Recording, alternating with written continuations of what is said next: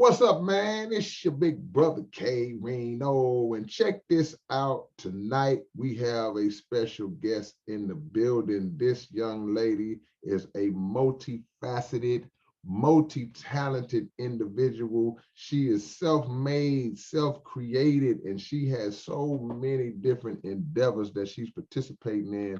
But one of the main things we want to talk about is her work with animals and doing animal rescue, among other things. I'm gonna let y'all know some other things that she's done, because y'all gonna be like, oh, that's her, once we break it down. So I want y'all to show some love real quick for my home girl, Miss Yvonne Myles is in the building. What's going down, sis?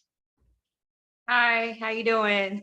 Doing good. Glad you could come on the show. Glad you could bless us with your presence. Now, we're gonna get right into what I can't say what your passion is, but one of what I believe is one of your main passions, and that is the animal rescue. You have an organization called Helping Hands Animal Rescue and Rehabilitation. Tell us about that and how you got involved in the animal rescue thing.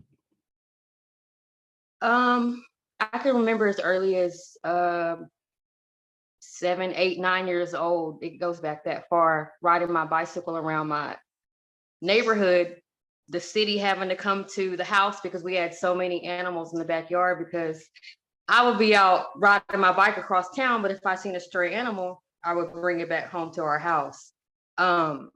It started as early, like I said, as at the age of 8. I would bring the animals to the house. I would wait to find their owners. If not, we would just end up keeping them. And it kind of just followed me like through life. I know I always wanted to be like a veterinarian, but I didn't do all the schooling for that. I kind of just a passion that just never left me. I don't know. It's just something that I do. So when you was young and you was bringing these stray animals home, what was your parents like? How did they react to that when you was just bringing random squirrels and geese and all that to the crib? What was they thinking? At first, it probably wasn't an issue until the city came to our house telling them that they had too many animals in the backyard. But I mean, they never stepped on my dream. They never told me to stop. It was just like, why do you keep bringing them here? But I don't know. It's just like I said, it's something that just never left me. And here I am. I'm not going to tell my age. I'm doing it double digit years later. Yeah. Well, let me ask you this, because just at that young of an age, at 8 years old, you bringing these animals home, how did you have the knowledge and understanding to know how to even treat the animals? Like if the animal was wounded, if the animal was sick, if you never been to school, never been taught this, was it just something in you that you just knew what to do, or how did that work where you could bring these animals back to good health? I think it totally was just something in me. I guess I did the right things. They survived. They thrived. It's just like, even now, the animals that I intake now, like I have a rabbit at home. Someone surrendered to me. It was like on his last leg. I think it was 3 that they found, and 2 of them looked like they were ran over. I got one of them that was ran over, and I've never rehabbed a wild animal at that, rabbit at that. I went and got medicine syringes, mixed up my little formulas that I do for like abandoned kittens, and started feeding the rabbit by syringe, and I feed it by bottle, and I just take my time. I don't know. It's like, I don't know if they're talking to me and just like guiding me through what to do. I haven't made any mistakes thus far. So I guess I'm doing something right. It tripped me out because I watch your videos sometimes when I see you doing these rescues. And one of the questions I was like, how do, just out of everybody in the city, how you just happen to always come across stray animals like that? It's like, do you feel like that's just like a calling? Because I might see a dog, or maybe I'm not just paying attention. Like I might see a dog, oh, that's just a dog, but you seem to always just be a magnet to these animals. How do you just come across them like that? It's crazy that you asked that, because as far as feeling like a magnet or like they're drawn to me, in most cases I do feel like it, because every animal except for the 4 I have at home, it's like I get guided to them. I end up finding like I always keep it like a rule of like my organization. My max to keep an animal, I will always wait like 30 days to try to find the owner, first before I try to rehome it. Because that's not right to just give somebody's animal away. Right. But it's always crazy within like the first 2 or 3 weeks, I always end up finding the owners. Yeah. Yeah. I don't know. It's like it's weird. And then I've noticed too lately, like if I'm down or just something's going on internally with me of like not knowing what's next to do or just down, on myself.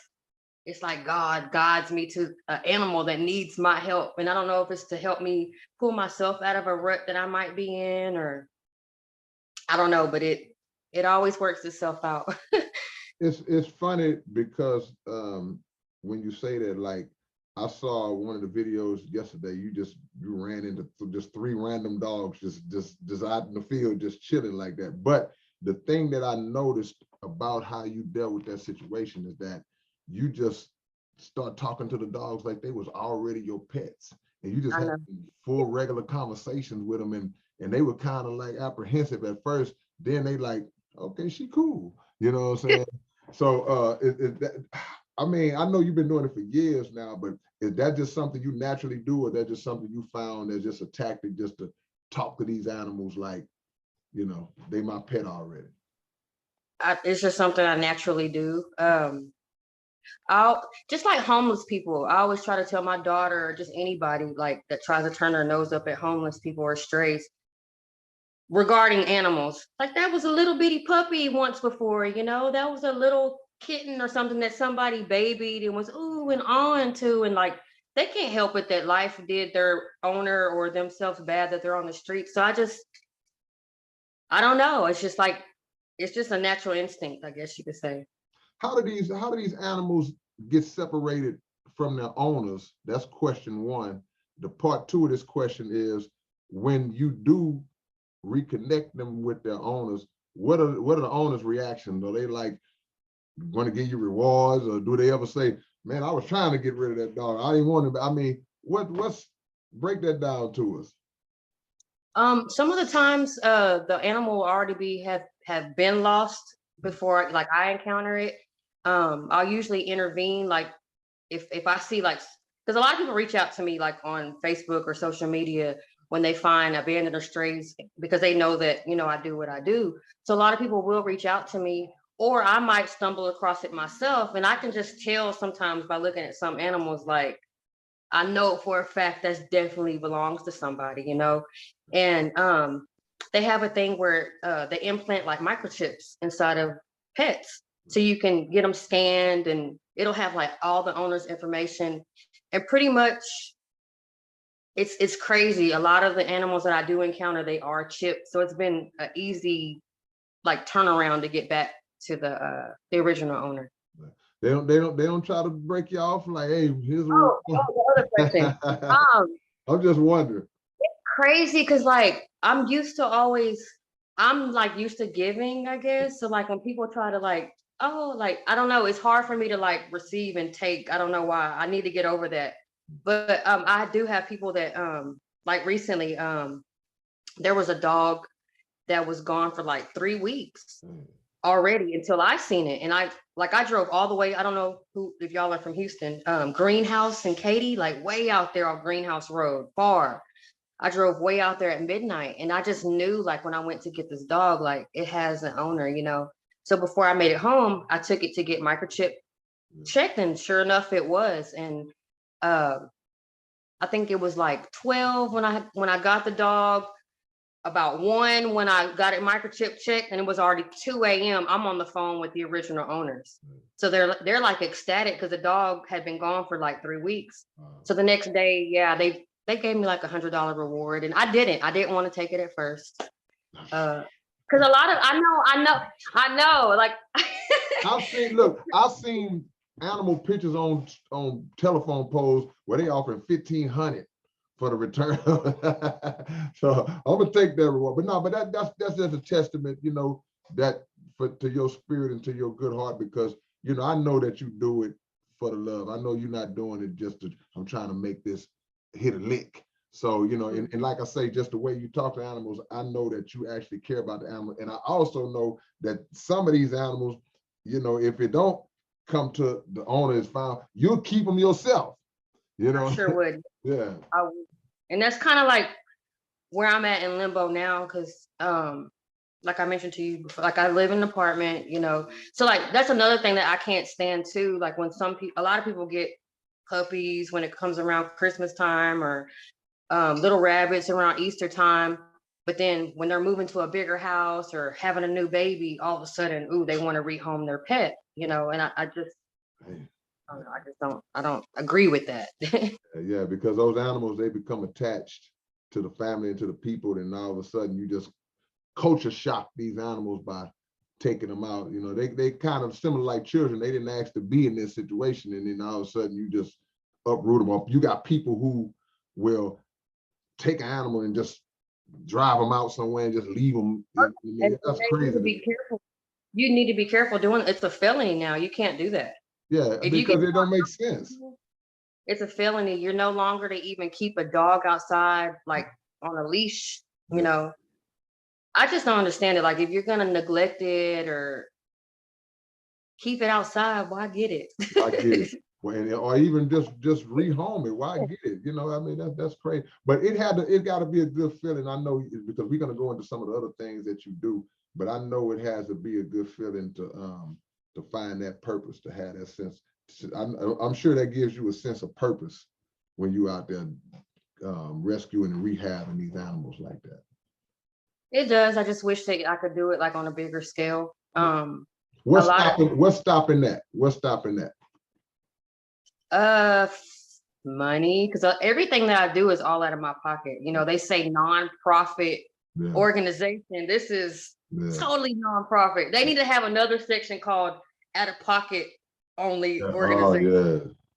But a lot of stuff like is tedious. Like you have to be nonprofit status, which I just got maybe 2 weeks ago, but it won't be effective till April 25th. Um, all these like laws with 501c3 or tax exemption laws and stuff like that. I say that to say if I had the proper funding and probably, you know, retroactive contributions coming into me, like it would just be bigger scaled. I'd have land. I would have like a house, not an apartment. And I would want to, like, my future dream goals is, because I don't know if a lot of people know, like when animals are strays, they hurry up and run and take them to these animal shelters. But a lot of these animal shelters, they euthanize animals. Yeah. After some days of being there, they kill them. Right. I don't like that. Right. And I know some rescues that do, they come pull up in a van, which is what I want to do. And they might, like, let's say I go to SPCA tomorrow on Alameda, they might have like 30 dogs on the euthanasia list. Right. I want to be that rescue to come in my van and pull them all. Right. Right. Right. Because I'm gonna take my time to try to rehome them. And Mm. if I can't, then They just I got stay an with you. acre they could be Right. on. You know? Man, we I gotta think that would be take. so cool, like for real. I think that would be awesome. Yeah, we gotta figure out a way to make that happen because I mean that fills an incredible void because they euthanizing animals that don't even need to be. They not sick. They not, you know, they not crazy in the head. It's like, and they just get rid of them to keep the numbers down and within their facilities and stuff like that. So that's insane. We are here with Miss Yvonne Myles, better known for y'all who might not know, better known as Brazil. You know what I'm saying? And y'all It, heard her on the, say it again. it's Brazil. It's Brazil, you know, better known from the song on the recent. Hold on, let me see. Shameless. I would say something else, but I ain't gonna say K-Rino. it. K-Rino. My Say no, you gotta say it. Say it. AKA Miss by my goddamn self. Hey, look, hey, this is where she ain't lying because y'all heard her on the Blessed Power. Burden album on the way down. She was the one going on the way down, and she was the reporter on the I Apologize song on the same album. So y'all didn't know her, but you did know her at the same time. I got a question I really wanted to ask you about also, because another form of videos that you frequently do are videos where you be working on cars and stuff, you know, doing mechanic work please explain to us how you learned Today, and got involved. Oh, you clean as a whistle today. today. Explain how you got into mechanic work and how'd you learn that and all that. That is crazy. That's a good question. Everything that I know, I have literally learned from YouTube. Wow. Um, a lot of it, I know for a fact the date, like it started. My dad passed away like 5 years ago, and when he passed away, like I inherited his. He had a Crown Victoria cop car and a '93 Ranger that he bought when I was a child. So I inherited those, and I ended up buying me. I love slab like cars, so I went and bought me a 2001 Cadillac DeVille, which a lot of y'all know I be in. Um, I don't know, like those two, my dad's cop car and the Cadillac, like they just taught me what I know. I would see the check engine light. I would go get a diagnostic. It would tell me what's wrong, and I would watch YouTube videos of how to fix it. I'd order my parts off eBay and wait a month for them because it came from China. Right. And it's crazy. Like I literally I taught myself. I taught myself, and I really like I had worked at a mechanic shop, like a real mechanic shop for like 2 or 3 years.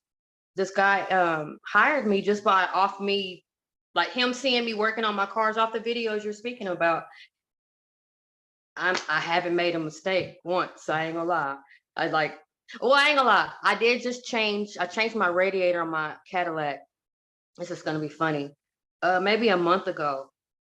And it's crazy, like probably as thin as a penny, the size of a dime. I forgot to put this little washer back, like Right. when you put the radiator back in. Right. So I drove maybe from like 0.5 miles to go to the gas station. I was getting ready to go out of town to my mom's, and I'm glad I didn't. I pull up to the gas station, and I mean every drop of transmission fluid flew out of my Cadillac. Man. Man. But it's just like little. I don't usually mess up. I'm just speaking truth on that. But it's YouTube. I don't know, self-taught. I Yeah. don't know if like maybe my dad, like, because he used to work on cars and he like tinkered on lawnmowers and stuff like that. But it's crazy because when he was alive, I didn't do none of that stuff. It kind of bothers me because I wish you know what I'm saying, like saw this person now. I hope I don't cry. Right. Because we could have been outside, working on the stuff together. Well, I mean, But sometimes it just that's just how it goes. The motivation came. You mentioned it earlier that when he left the car to you, that kind of sparked something in you. So it yeah, maybe wouldn't have sparked it. my dad, like if you knew my dad, you would know like he was a rigger. Like he was and I didn't know how to do stuff like that, like splicing wires. And Right. so like when I got his car, you lift the hood and it's wires running Yeah.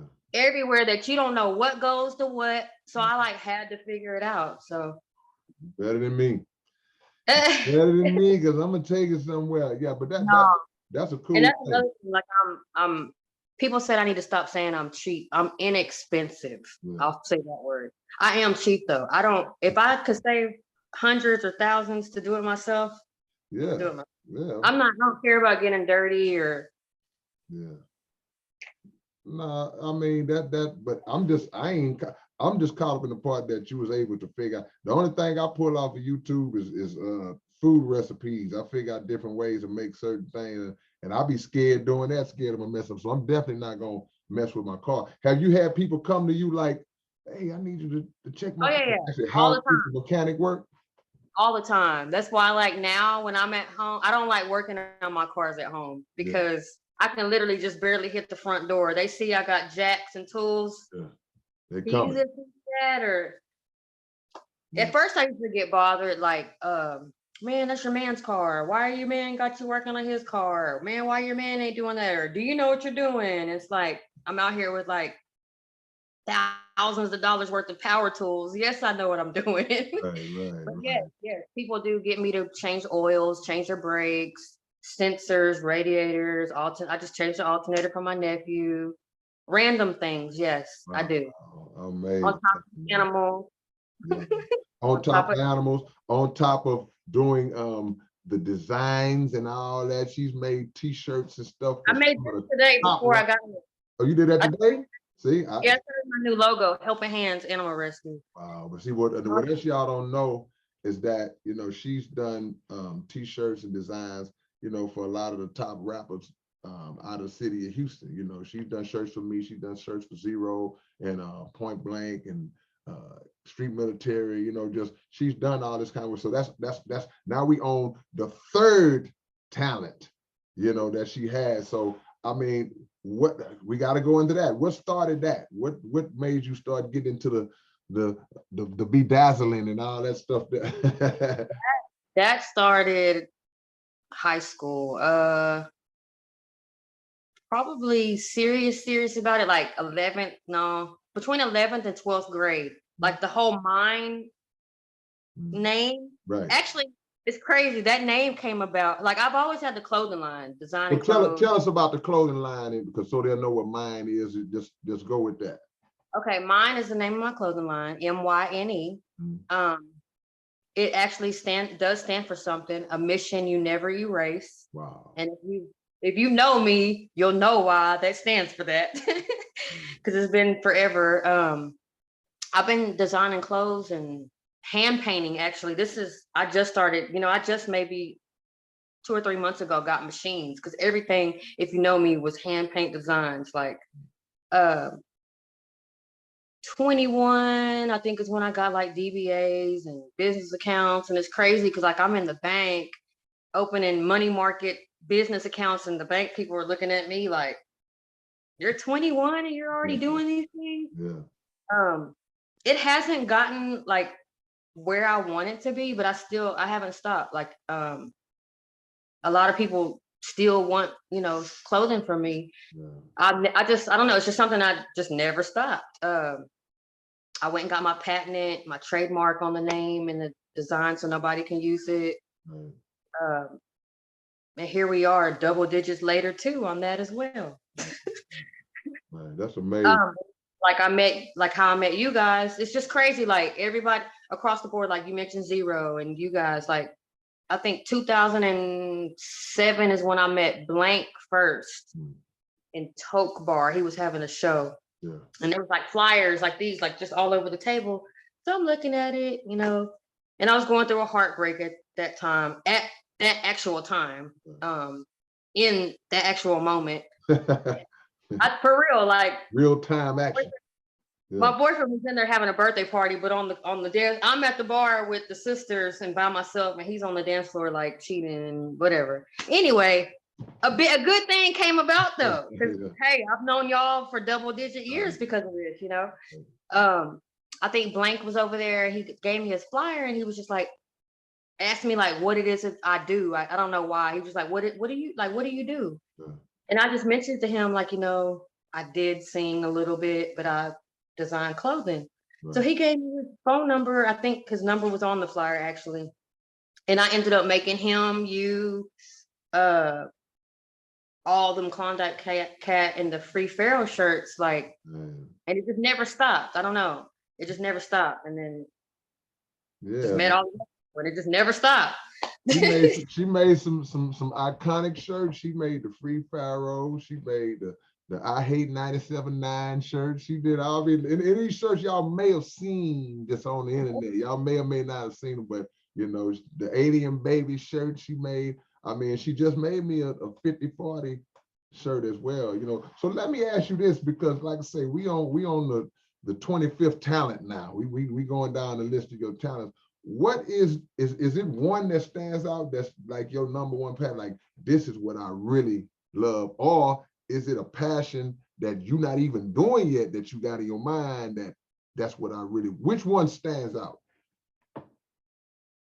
I can't say none of them stand out. They all have like their equal, like if they were in a race, it's like they're doing this. Right.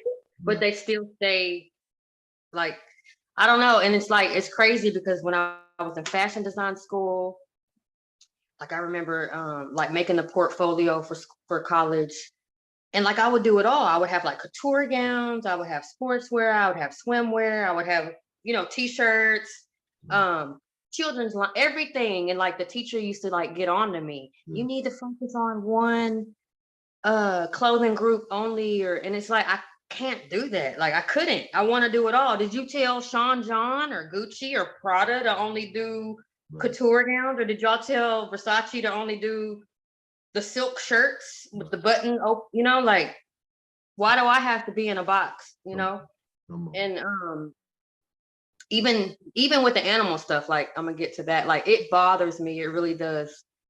Um, I have a lot of people like whenever I like post the videos that you saw with the animals, like people like, another one, or you still got that rabbit, or you got two cats, you got all them animals at home. And it's like they doubted Noah too. Right. Right. They doubted Noah too. And every other prophet.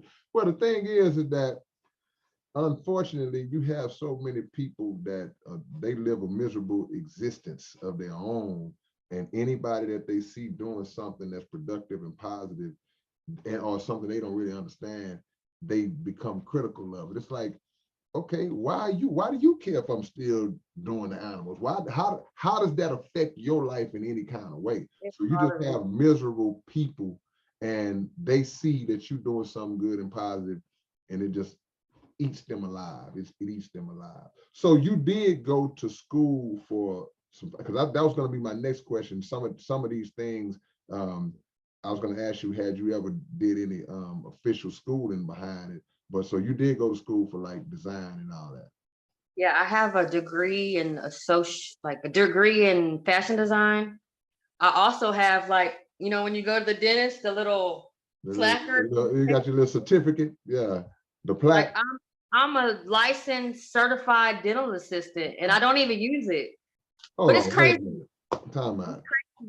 I gave my son two fillings last night. Man, see, this why I wanted to interview you. See, I ain't even know. Oh, I put hair. What else? I did. He was showing me. He was like, "Mom, does this look normal?" And like right here, he had like a cavity that was embedded in a hole, like in his tooth. So I did. I gave him some porcelain, like composite filling. That's incredible, man. I see that. I didn't know that. I didn't know that. So we got animal rescue, car repair, singing, fashion design, dentistry. Are we missing anything else? Are you building houses? What's going on? The food catering, food. Oh yeah. See, I forgot about that one. Look, sometimes we have events or just have little gatherings or situations, maybe a video shoot at the studio or something, and I'll look up and she's the one catering the event. So I mean, God give everybody a talent. And I tell that to young people all the time, you know, you have one thing in you that God gave you that will sustain you if you find that, and that could be your purpose. But some of us have been blessed to have multiple. So you one of them people that just got multiple talent, you know what I'm saying? She can cook everything from fried chicken to fried. Don't say it. You knew it was coming. You knew it was coming. We'll keep that. We'll leave that alone. But so okay. So how did you find time in your lifetime to be able to get really good at all these different things? Seems like it ain't enough time. It's not, but it's not. But I've noticed I can't get frustrated because like it's like I always have something to do. Yeah. I can't be bored. Yeah. I can't have idle time because it's like I always have something to do. Like, but the frustrating part I think is because it's so much that I know I need to do this to get to this part or get to this area that I want to with certain things. So it's like I do sometimes feel like I'm being pulled, you know, but like I said, I always have something to do and I want to do all of them across the board. So Yeah. I just do them. Being busy is a blessing. I say that all the time. So what is the feeling that you have and a message that you could give to other people who might be watching this, who may be afraid to step out? Because everything that we talked about so far in this conversation, it just speaks to you being an individual that's not afraid to take on a challenge of something, even if you never knew how to do it.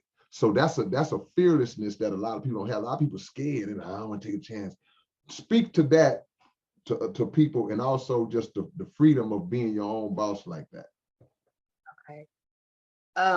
Probably fearless with it, and I'm gonna speak on both at the same time. And the freedom of it. A lot of my and advice Mm. to anyone wanting to do anything with their life, anything. A lot of my life, I let people control me.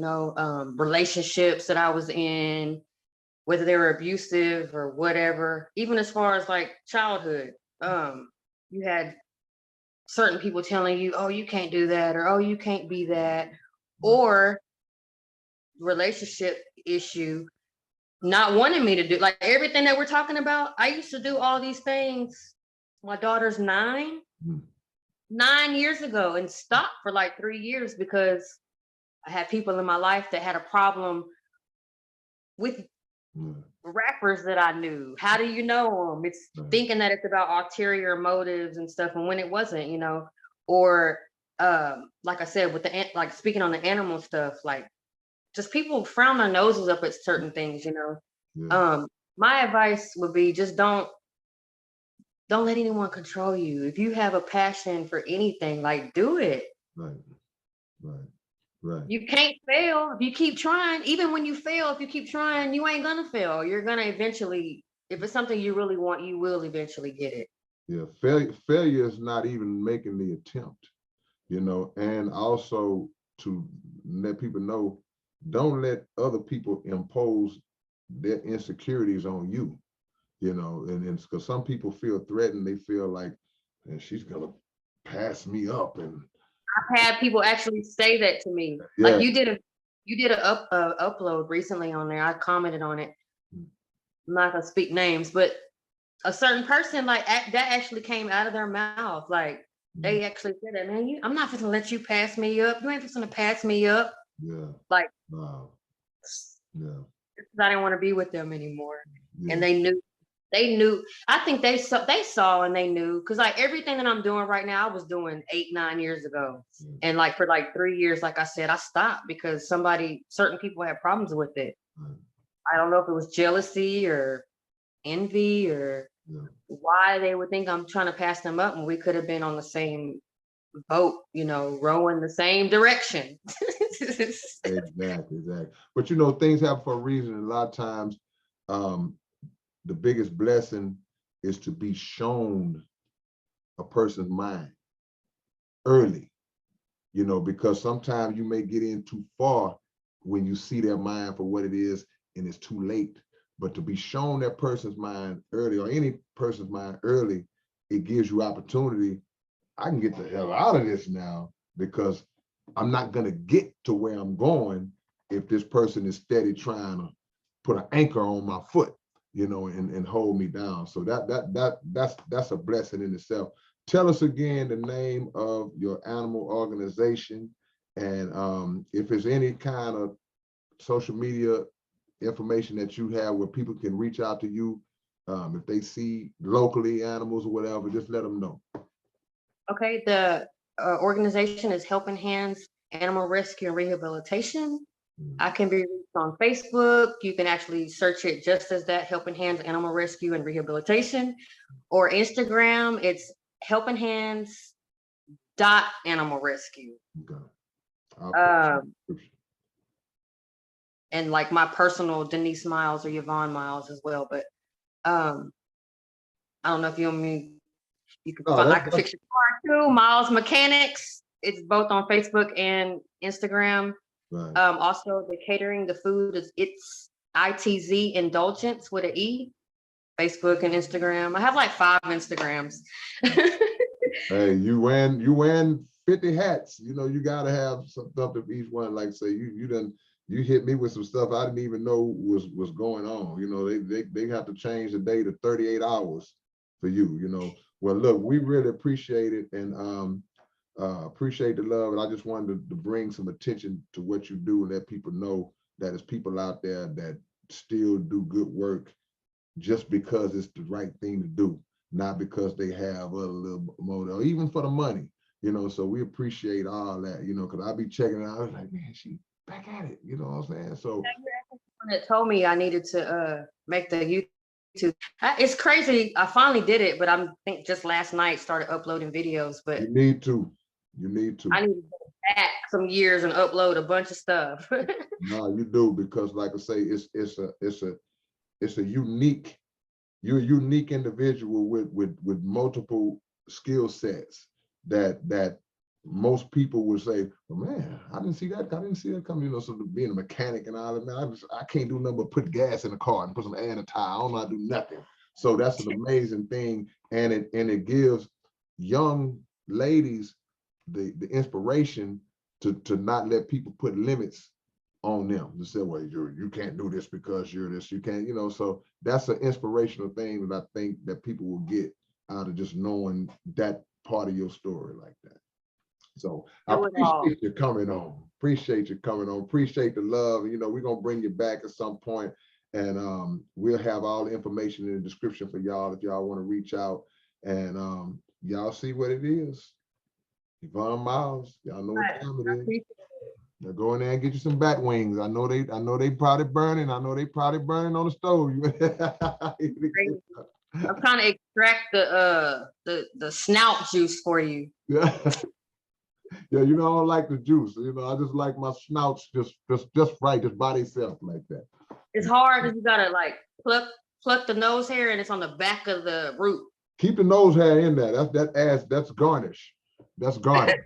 This is Y'all know what cilantro. we're talking about. That's inside joke. That's inside joke, man. All right, appreciate you, sis. You know they know but love, man. I will see y'all when we see y'all. This your big brother, K-Rino. Much love to y'all, man. Peace. For those statements. Y'all remember that? Y'all remember that? Yeah. For Check those out. statements. On the way down, I apologize. That's her again. We done named 28 talents. Peace, y'all. Boy, you crazy.